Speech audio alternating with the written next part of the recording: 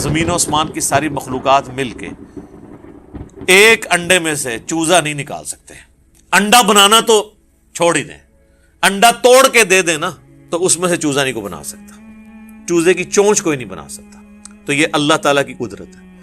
تو میرے بھائیو, جو کام کرنے سے نہ ہو سکے اس کام کے بارے میں کہنا کہ وہ خود بخود ہو رہا ہے, اس سے بڑی کوئی دنیا میں بے وقوفانہ سٹیٹمنٹ نہیں ہو سکتی. جو آپ کر نہیں سکتے اس کے بارے میں آپ یہ کلیم کریں گے خود ہو رہا ہے. God is the only explanation of all the physical phenomena in this universe.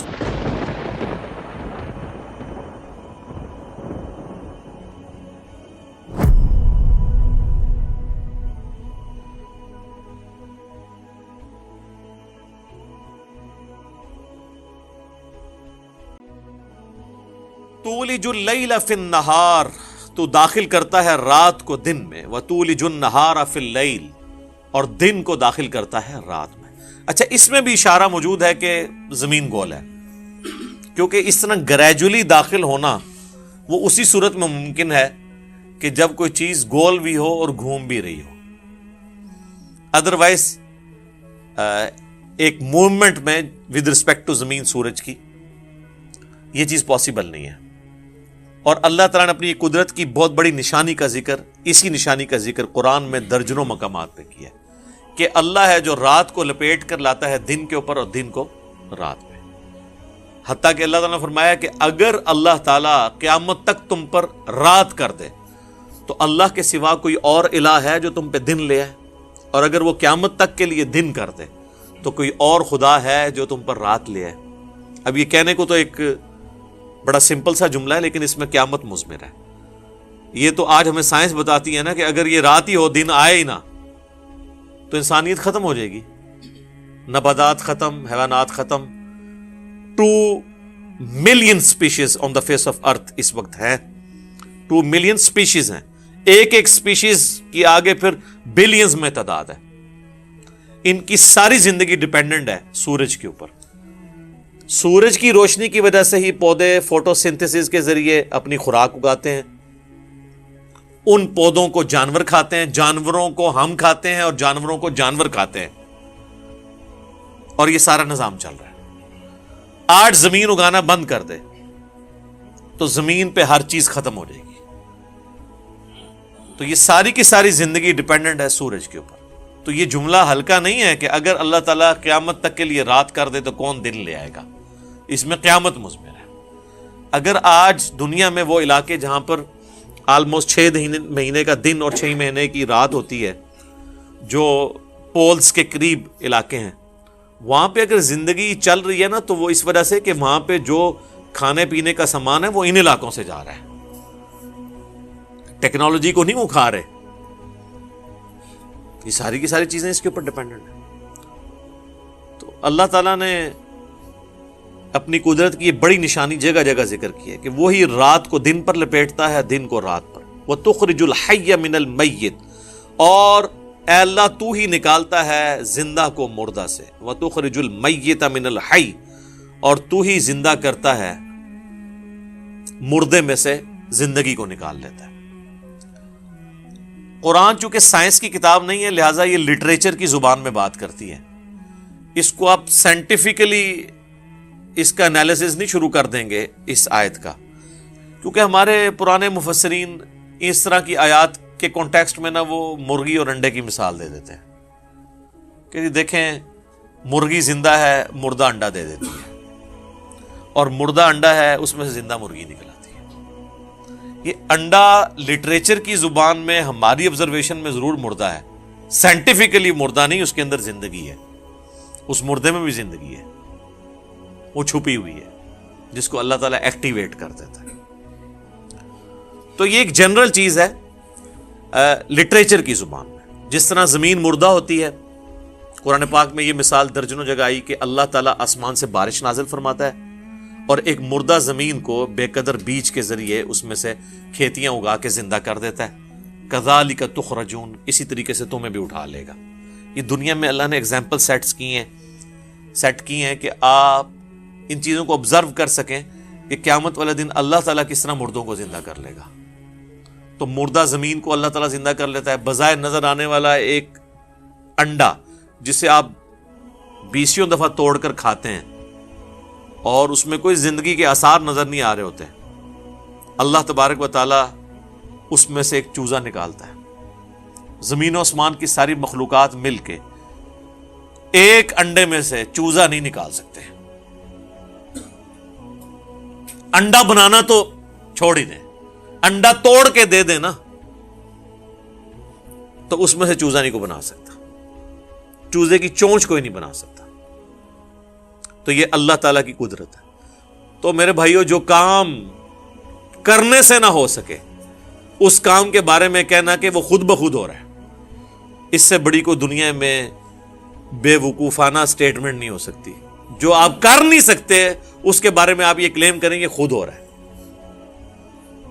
اس کائنات کے اندر اتنا بیلنس ہے کہ سائنٹسٹ ہمیں کہتے ہیں کہ اگر ایک بال پوائنٹ کو اس کی نوک کے اوپر یوں کھڑا کیا جائے, یہ تو کھڑی نہیں ہو سکتی, اور 1 ارب سال تک وہ کھڑی رہے, اتنی بیلنس ہو,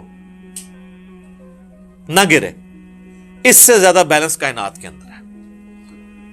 تو یہ کسی کے کرنے سے ہے نا, کسی ڈیوائن سورس کے کرنے سے ہے. اسی کے بارے میں ہم کہتے ہیں God is the only explanation of all the physical phenomena in this universe. خدا ہی وضاحت ہے تمام اس کائنات میں ہونے والے فزیکل فینامنا کے پیچھے, یہ کسی کے کرنے سے ہو رہے ہیں. وَتَرْزُقُ مَن تَشَاءُ بِغَيْرِ حِساب, اور تو ہی جسے چاہتا ہے بغیر حساب کے رزق عطا فرما دیتا ہے. اچھا, رزق سے مراد صرف دولت نہیں ہے, اللہ کی ہر نعمت رزق ہے. مال بھی اس میں سے ایک ہے, اچھی صحت, اچھی آواز, اچھا چہرہ, اچھے اخلاق. یعنی آپ دنیا میں کوئی بھی اچھائی گنے تو وہ رزق کی کیٹیگری میں فال کرتی ہے. عربی زبان جو ہے یہ بڑی ورسٹائل زبان ہے, اس لیے جو لوگ عربی کو جانتے ہیں نا وہ اس کا ٹیسٹ پھر فیل کرتے ہیں. ہم تو رزق سے مراد یہ کھانے پینے کی چیز یا مال و دولت لے رہے ہوتے ہیں. اللہ کی ہر نعمت رزق ہے, اور جسے چاہتا ہے وہ بغیر حساب کے جتنا عطا فرماتا ہے. اب یہ کسی کو اللہ تعالیٰ نے زیادہ دے کر ٹیسٹ کیا ہے, کسی کو کم دے کر ٹیسٹ کیا, کسی کو ایک چیز میں اونچا کر کے ٹیسٹ کیا, کسی کو دوسرے میں, کسی سے کوئی نعمت لے کے اسے ٹیسٹ کیا, کسی سے کوئی دوسری نعمت لے کے اسے ٹیسٹ کیا. باقی اللہ تعالیٰ سے رزق مانگنا چاہیے. سنن ابن ماجہ میں صحیح سند سے حدیث ہے جو ہمارے گرین کارڈ پہ بھی لکھی ہوئی ہے. ام سلمہ ہماری ماں کہتی ہیں, ام المؤمنین, کہ نبی علیہ السلام فجر کا سلام پھیرنے کے بعد یہ دعا مانگا کرتے تھے, اللہم انی اسألک علما نافعا ورزقا طیبا وعملا متقبلا. اے اللہ میں تجھ سے ایسا علم مانگتا ہوں جو نفع مند ہو, یعنی وہ علم جو ہے لوگوں پہ روب جھاڑنے کا ذریعہ اور مال بٹورنے کا ذریعہ نہ بن جائے, دنیا اور آخرت میں مجھے نفع دے. وَرِزْقًا طَيِّبًا, اور پاکیزہ رزق. وَعَمَلًا مُتَقَبَّلًا, یہ میں وقف کر کے پڑھ رہا ہوں, کانٹینیوس پڑھیں گے تو تنوین کے ساتھ. اللہم انی اسألک علما نافعا ورزقا طیبا وعملا متقبلا, اور ایسا عمل کہ جو تیری بارگاہ میں قبول بھی ہو. یہ نہ ہو کہ عمل کر کر کے تھک جاؤں, اینڈ رزلٹ زیرو, نعوذ باللہ. اور 2 ہی صورتیں ہو سکتی ہیں اینڈ رزلٹ زیرو ہونے کی, یا تو وہ عمل سنت کے مطابق نہیں ہے, جتنا مرضی زور لگا لیں کوئی اجر نہیں ہے, یا عمل تو سنت کے مطابق تھا, کیا غیر اللہ کے لیے, ریاکاری. دونوں میں سے ایک پاسبلٹی بھی ہوئی تو عمل فارغ. ہاں, عقیدے کی درستگی, ایمان کا ہونا وہ تو بنیادی شرط ہے, وہ تو آؤٹ آف کوسچن ہے. ایک کوئی مشرک ہے, کافر ہے, اس کو نیک اعمال کا فائدہ آخرت میں نہیں ہوگا, دنیا میں اللہ تعالیٰ ضرور دے دے گا. لیکن جو صحیح العقیدہ ہے, مسلمان ہے, اس کے عمل کی قبولیت کے لیے 2 شرائط ہیں. رسول اللہ کے طریقے پر ہو صلی اللہ علیہ وآلہ وسلم, اور ریاکاری سے پاک ہو, خدا کی رضا کے لیے ہو, تو وہ قبول ہے, ادروائز وہ ریجیکٹڈ ہے. سنن ابی داؤد میں ایک حدیث ہے کہ مولا علی رضی اللہ تعالیٰ عنہ علیہ السلام کے پاس کوئی مقروض شخص آتا ہے تو اس کو مولا علی ایک دعا سکھاتے ہیں، اور وہ کہتے ہیں یہ دعا مجھے رسول اللہ نے سکھائی تھی صلی اللہ علیہ وسلم، اور آپ نے فرمایا تھا اگر کسی کا پہاڑوں پہاڑ بھی قرضہ ہو نا تو وہ اتر جائے گا، بشرطے کہ اس کی نیت صحیح ہو، اتارنے کی ہو بھی۔ تو اللہم اکفنی بحلالک عن حرامک، اے اللہ میرے لیے حلال کے رزق کو کفایت والا کر دے اور حرام سے بچاتے ہوئے۔ کتنی پیاری دعا ہے، یہ دعا یاد کریں، یہ آپ کو مشکات المصابیح کی دوسری جلد میں شروع میں دعاؤں والے چیپٹر میں مل جائے گی۔ اللہم اکفنی بحلالک عن حرامک واغننی بفضلک عمن سواک، اور مجھے اپنے فضل سے ہر چیز سے غنی کر دے، بس تو ہی میرے لیے کافی ہو جائے۔ یہ دعا چھوٹی سی دعا ہے صحیح سند کے ساتھ۔ تو رزق کا مانگنا، رزق حلال کا مانگنا، اور اللہ کے سوا کسی کی محتاجی نہ ہو یہ دعا مانگنا، یہ نبی علیہ السلام نے ہمیں دعائیں تعلیم فرمائی۔